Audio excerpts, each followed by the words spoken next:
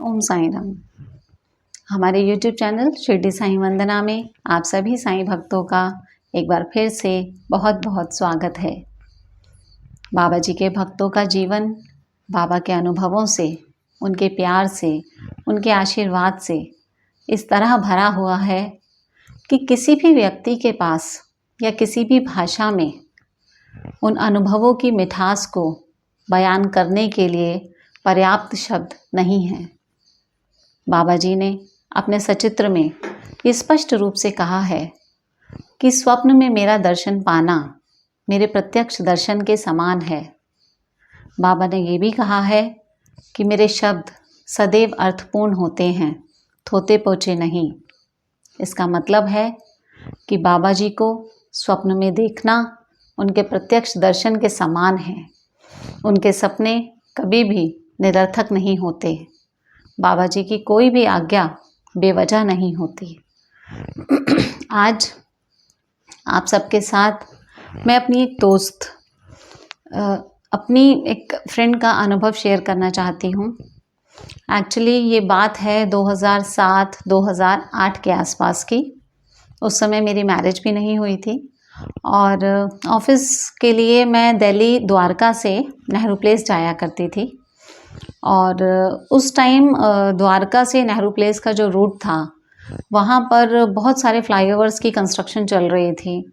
तो घर से ऑफिस जाने में और ऑफिस से घर आने में 2 घंटे का टाइम लग जाता था। और उस समय मैं द्वारका से नेहरू प्लेस जाने के लिए चार्टर्ड बस लिया करती थी।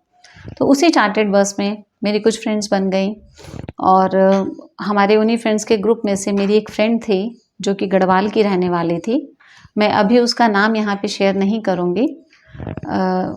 वो गढ़वाल की रहने वाली थी और जैसा कि मैं मतलब बाबा जी से जुड़े हुए मुझे उस समय भी काफ़ी साल हो गए थे, तो मैं अपनी फ्रेंड से भी बाबा जी के बारे में बातें किया करती थी। तो मुझे देखकर, बाबा जी की बातें सुनकर उसकी भी मतलब बाबा के प्रति श्रद्धा बढ़ने लगी। वो भी बाबा के मंदिर जाने लगी, बाबा जी के व्रत करने लगी।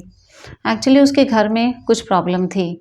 उसके इन लॉज के साथ उसकी कुछ अंडरस्टैंडिंग नहीं बन पाती थी, जिसके कारण घर में हमेशा एक अजीब सा माहौल बना रहता था। उसकी एक बेटी थी 4-5 साल की उस समय और उसके हस्बैंड थे, उसके इन लॉज थे। तो वो जब भी बस में आती थी तो हमारे साथ अपनी प्रॉब्लम शेयर किया करती थी कि घर में ऐसा हो गया, ऐसे बात हो गई, मैं बहुत परेशान हूँ, मैं क्या करूँ। एक्चुअली उसके हस्बैंड भी उसको समझते नहीं थे। उन्हें लगता था कि यही गलत है, इसकी ही गलती है। जबकि वो ना कभी झूठ बोलती थी, ना कभी वो गलत बात करती थी। लेकिन वो जो मिसअंडरस्टैंडिंग थी वो इतनी ज़्यादा बढ़ गई थी कि वो बहुत परेशान थी, बहुत ज़्यादा। तो वो अक्सर आकर अपनी प्रॉब्लम्स हमारे साथ शेयर करती थी। तो मुझे मन ही मन ये लगता था कि अगर ये एक बार शिरडी हो आएगी तो शायद इसके घर में जो भी प्रॉब्लम है वो ठीक हो जाए या कम हो जाए। मैंने उसको शिरडी जाने की सलाह दी, लेकिन उसका कहना था कि उसके हस्बैंड नहीं जाएंगे, ना ही उन्हें छुट्टी मिलेगी ऑफिस से और ना ही वो जाएंगे। मतलब उनके जो भी अंडरस्टैंडिंग थी या जो भी था, उसके कारण उसको ऐसा लगता था कि वो उसके साथ शिरडी नहीं जाएंगे। पर फिर भी जब और थोड़े दिन बीते और फिर वो अपनी प्रॉब्लम्स हमारे साथ शेयर करती रही, तो पता नहीं क्यों मेरे मन में ये आया कि नहीं, इसे शिरडी जाना चाहिए। तो मैंने उसको समझाकर उसकी और उसके हस्बैंड की टिकट्स बुक करा दी और मैंने उसको बोला कि तुम अपने हस्बैंड को बोलना कि मेरी टिकट वंदना ने बुक कराई है। अब मैंने उसकी टिकट तो बुक करा दी, लेकिन मन ही मन मुझे बहुत घबराहट भी हो रही थी कि ऐसा ना हो कि मेरे ये टिकट बुक करा देने से उसके घर में कोई फिर से कोई प्रॉब्लम हो जाए, कोई लड़ाई हो जाए या फिर से उसके लिए कोई भी मतलब प्रॉब्लम खड़ी हो। तो उसने अपने हस्बैंड से ये बात डिस्कस की कि वंदना ने हमारी टिकट शिरडी की बुक करा दी है और हम लोग शिरडी चलते हैं। तो उसके हस्बैंड ने बोला कि नहीं, मैं तो नहीं जा पाऊँगा, मुझे छुट्टी नहीं मिलेगी।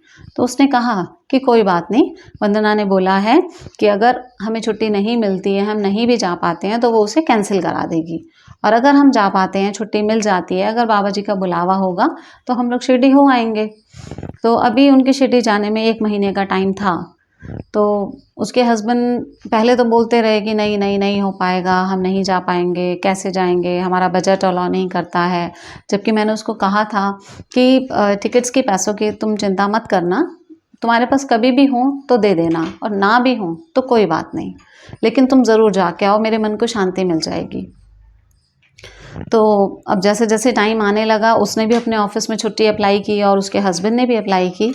और देखो बाबा जी की, मतलब जब बाबा जी का बुलावा होता है तो वो अपने भक्तों को अपने पास खींच ही लेते हैं। उन दोनों को, उनकी छुट्टी अप्रूव हो गई और उसके हस्बैंड उसके साथ शिरडी जाने के लिए तैयार हो गए। और वो दोनों शिरडी गए, बाबा के दर्शन करके आए। उन्हें वहाँ बाबा जी के बहुत अच्छे दर्शन हुए और वहाँ से आने के बाद बहुत कुछ बदल गया। उसके हस्बैंड ने खुद मुझे फ़ोन किया और मुझे इतना शुक्रिया अदा किया, इतना कुछ मुझे कहा कि मतलब मेरा दिल बहुत खुश हो गया, क्योंकि वो बार बार मुझे थैंक यू कर रहे थे। और उन्होंने कहा कि शिरडी जाकर उन्हें बहुत शांति मिली, बहुत अच्छा महसूस हुआ। और वहाँ जाके जैसे उनका मन ही बदल गया, उनका दिमाग ही बदल गया, मतलब वो बहुत ज़्यादा पॉजिटिव हो गए। और मेरी फ्रेंड के साथ भी उनके रिलेशन में काफ़ी कुछ चेंज हुआ। तो मैं बाबा जी का इसके लिए शुक्रिया अदा करती रही कि बाबा जी बहुत बहुत शुक्रिया, जो आपने उसकी मुश्किलों की तरफ ध्यान दिया।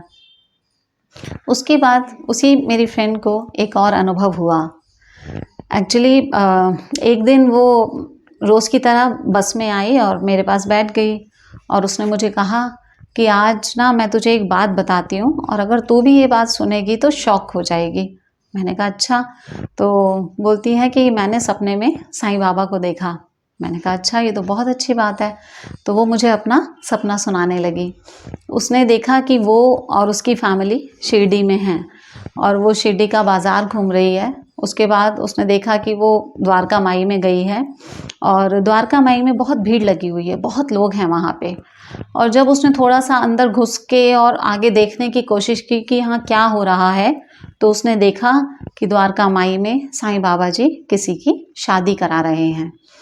और जो भी वो लड़की और लड़का थे, उनका चेहरा वो नहीं देख पा रही थी क्योंकि काफ़ी भीड़ थी और वो थोड़ा पीछे थी। तो उसने वहीं से खड़े होके शादी की सारी रस्में देखी, सब कुछ देखा और बाबा जी अपने हाथों से सब काम करा रहे थे और वो देखती रही। वो देखना चाहती थी कि आखिर बाबा जी वहाँ पे किसकी शादी करा रहे हैं। उसके बाद जब सारी रस्में पूरी हो गई और जो दूल्हा दुल्हन थे, बाबा जी उनको लेके बाहर आने लगे, तो बाबा ने दुल्हन को अपने गले से लगाया, अपना आशीर्वाद दिया और उसे अपने हाथों से वो विदा कर रहे थे। तो जब वो लोग बाहर आए तो मेरी फ्रेंड को दूल्हा और दुल्हन का चेहरा दिखाई दिया और जब उसने दुल्हन का चेहरा देखा तो उसने मुझे कहा कि वो दुल्हन तू थी। उसकी ये बात सुनकर मैं बहुत हैरान हो गई, बहुत खुश हो गई। मैंने कहा क्या? बोली हाँ, कि वो तू थी। मैंने तेरा चेहरा देखा, तेरी शादी बाबा जी अपने हाथों से करा रहे थे और तुझे उन्होंने अपनी द्वारका माई से खुद विदा किया। उस समय मैं अनमैरिड थी, लेकिन फिर भी ये बात सुनकर मेरा दिल बहुत खुश हो गया। मुझे ये विश्वास हो गया कि मैं तो बाबा को अपना मानती हूँ, मैं तो उन्हें अपने पिता के समान ही समझती हूँ, लेकिन उसके इस सपने से मुझे ये विश्वास हो गया कि बाबा जी भी मुझे अपनी बेटी मानते हैं।